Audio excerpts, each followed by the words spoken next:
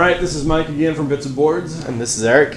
And today we're going to take a look at Star Realms, this little tiny game. But first I want to tell you what I did over the weekend. I went to a place called Canyon City, Colorado. Have you heard of Canyon City, Colorado? I haven't. Not much there. There's a big gorge called the Royal Gorge, and lots of prisons. Okay. But I was down there visiting family. But I went to two game stores there, one of which was called Off With Your Head Games, and it was actually a pretty good store. Brand new, not a lot of inventory. It was kind of like a magic store, but if you're in Canyon City, I would check it out. I'm giving some business. And that was Off With Your Head Games on Main Street in Canyon City. The other one was Mad Hatter Games, which is no relation, but it's like they come from the same book, right? Off With Your Head. Yeah. Right? But I wouldn't even bother with that place. This is one of those stores where the people that own it are like brothers, and they're just using it for whatever. You go in there, and all they had was Munchkin and Magic, and they didn't have any tables to play on. Really? So it was a really small store. Oh, it was huge. It's huge. But they didn't have any tables. Like I didn't know where the checkout was. It was a mess. It was terrible. So if you're Canyon City, Off With Your Head Games, great, good startup. Good. You know, it had like 15-foot ceilings. It would manage the smell. Really good lighting. Mad Hatter Games, avoid. So let's get back to Star Realms. Star Realms came out in 2013, developed by Rob Daughtry and Darwin Castle, and it comes from White Wizard Games.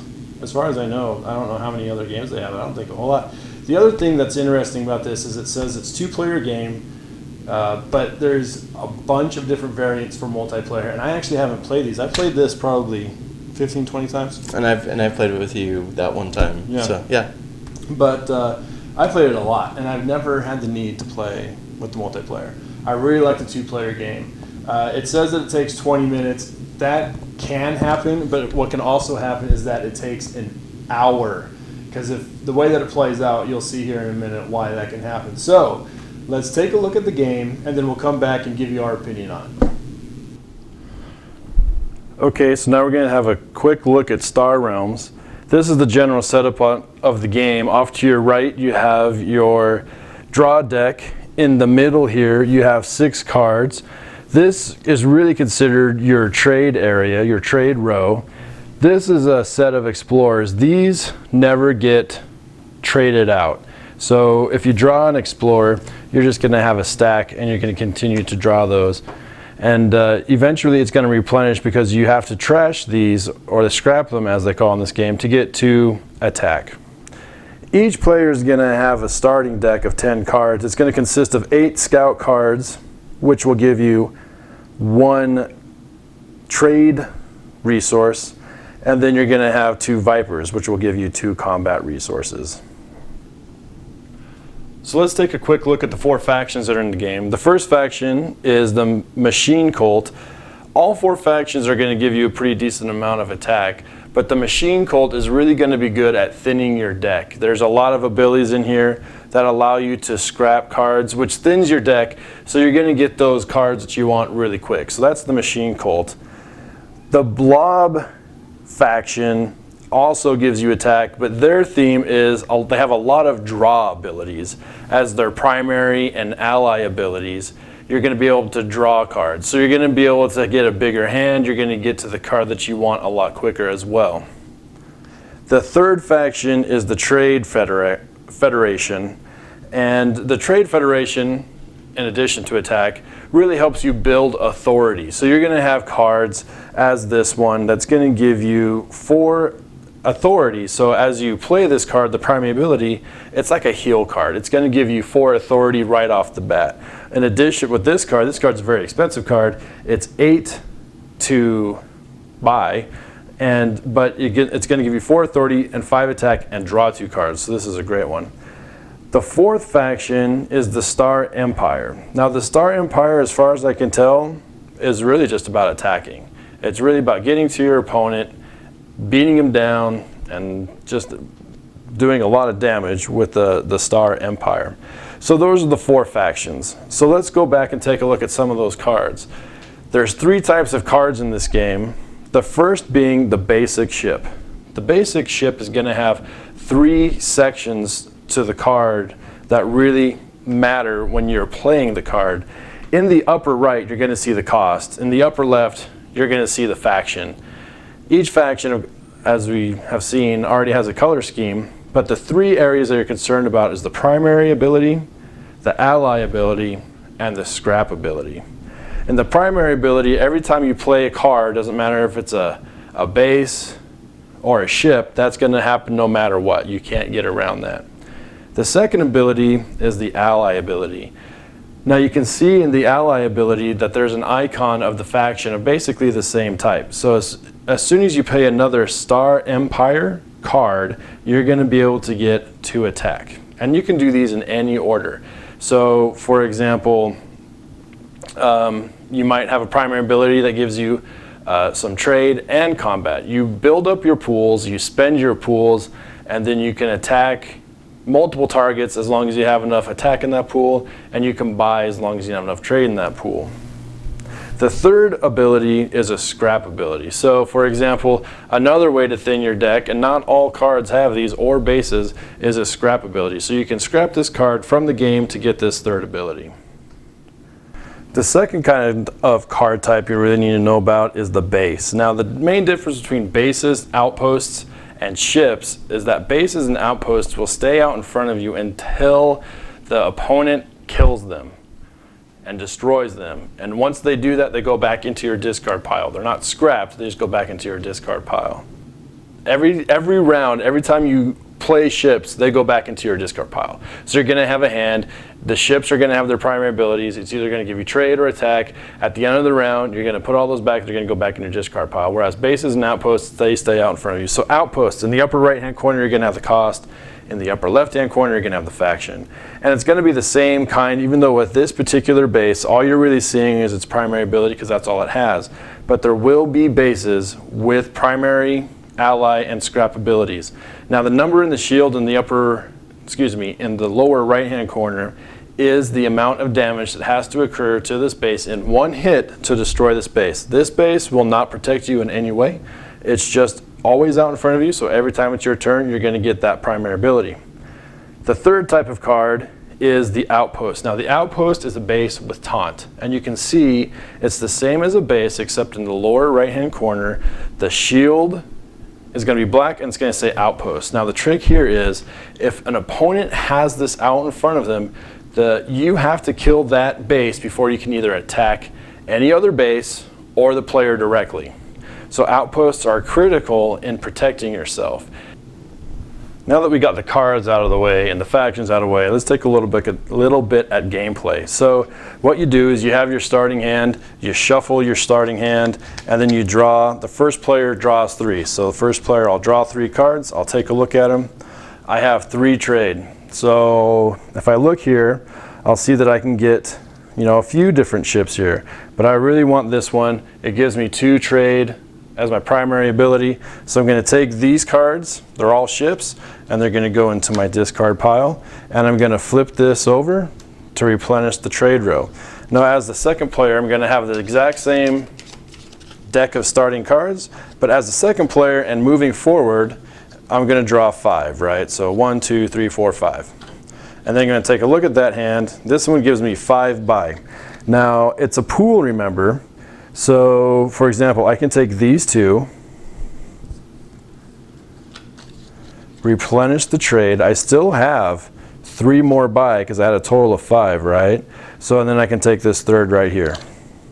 And that's all actually really good because I have these give me some trade, this gives me some trade, and draw a card. So that's a good opening hand to start. These all go into my discard pile, boom. So we're a few more rounds into the game. Over here we have the first player, over here we have the second player. It's the first player's turn, so he's going to draw 5. And he has a much more variety of cards that are going on here. So the first thing he's going to do is he's going to play this second outpost here. He's going to put it out in front of him.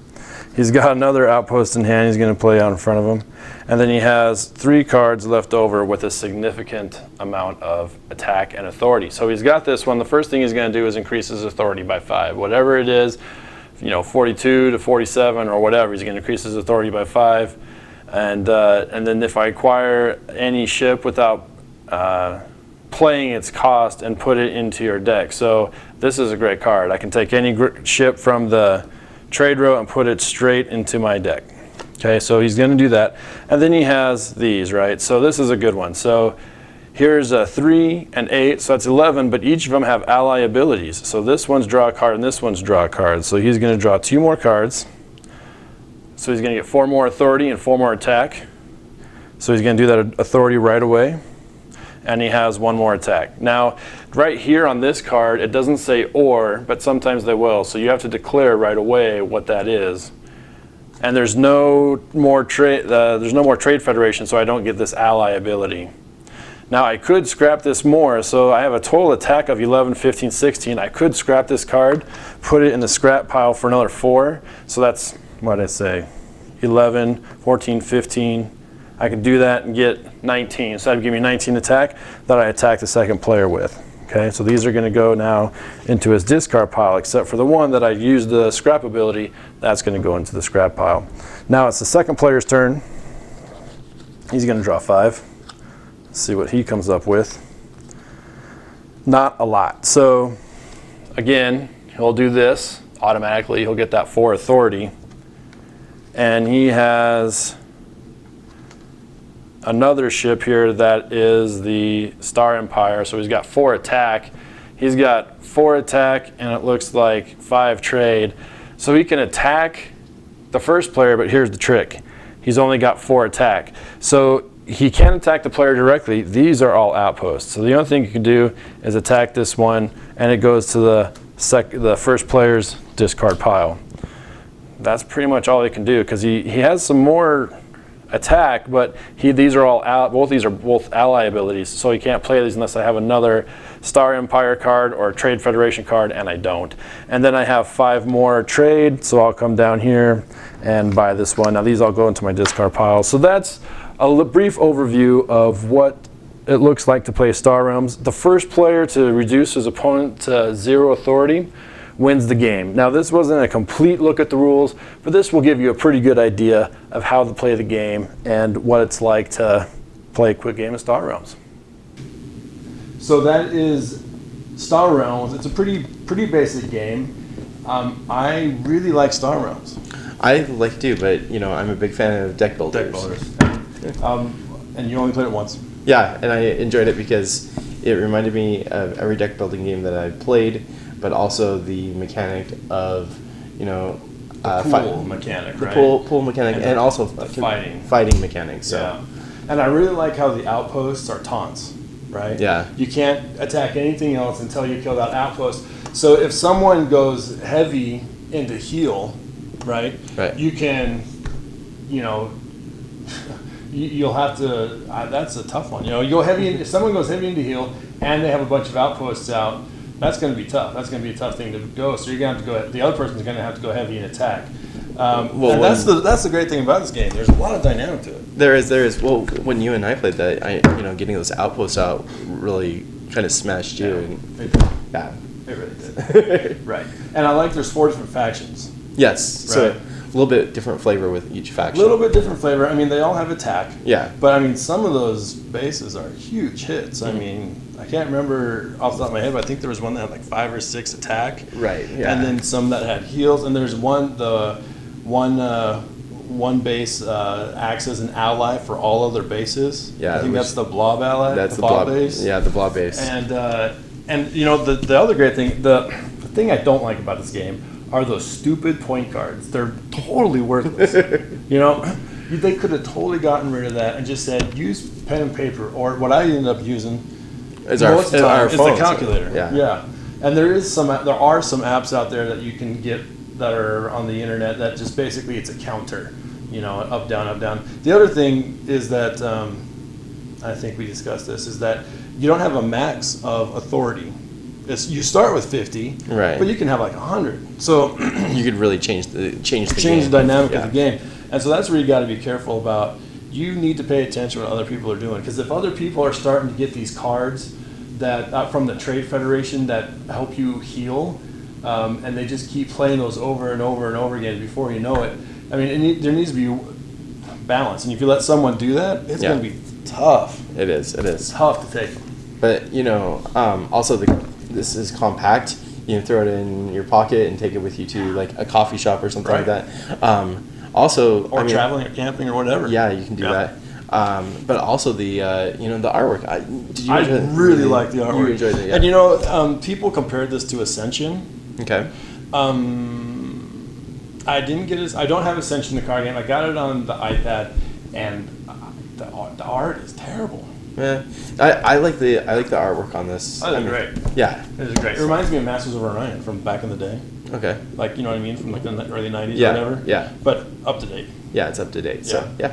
And it seems very well balanced for a two-player game. Well, like I said, I haven't played the multiplayer variant yet, but I've read them, and I think I might try this Thursday Okay. At Phoenix Fire Games. at Phoenix Fire Games, and try it with a few players. Because some of these variants look really cool, like the Hunter variant, where you can only attack the person to your left. Yeah. And then once he's dead, he's out of the game. So you keep attacking to the player to the left, and the last person standing wins. So there's some pretty cool variants there. Yeah. The other great thing about this game is the price point. There are a lot of games out there that have way less game for way more money. This game has so much replayability for $14.99, which is I got it at All About Games. And it came with 2 promo cards, and I don't even know which 2 promo cards are because I just played it. Can't remember. But there's so much replayability in this game That for $14. I mean, I played it 20 times and I still love it. Right. So I think and the other thing is, to me, this replaces Dominion as the default go-to learning deck builder. Yeah, but the attack mechanism is something different than Dominion because you're not really attacking people. No. But that is The concept's the same, though. The concept's You're the building a deck. You start with your first hand. Oh, yeah. You're gaining a pool of money, and you can buy as many resources as you want. And you gain a pool of combat, and you attack. Now, there are some cards in Dominion where you can screw over the players every game, but not directly attack. Here, the player interaction is direct. It's not indirect, where you're like, oh, I'm going to take this card, and now you can't have this card. Ooh. Yeah. No, it's like kill or be killed. Great stuff. If you're into deck builders, buy this game. If you want to teach someone how to play deck builders, buy this game. If you're a board game guy and you like board games, buy this game. It's so cheap and so good. You got to have this in your collection. I think it's one of those things you just got to have. Yeah. I do believe I am going to pick it up because I like deck builders. It's a nice, fun little game you can do with 2 players. And I would like to get in on the multiplayer just to see how different that changes the dynamic. I agree. Buy this game. I highly recommend it. Yeah, definitely. I would too. All right. So thanks again for watching. Again, this is Mike. And Eric. And we just reviewed Star Realms. And again, if you like our videos so far, please subscribe. Give us any kind of feedback, positive or negative. Yeah. We don't care. Rate and subscribe our subscribe. videos. Right. Thank you. Thanks.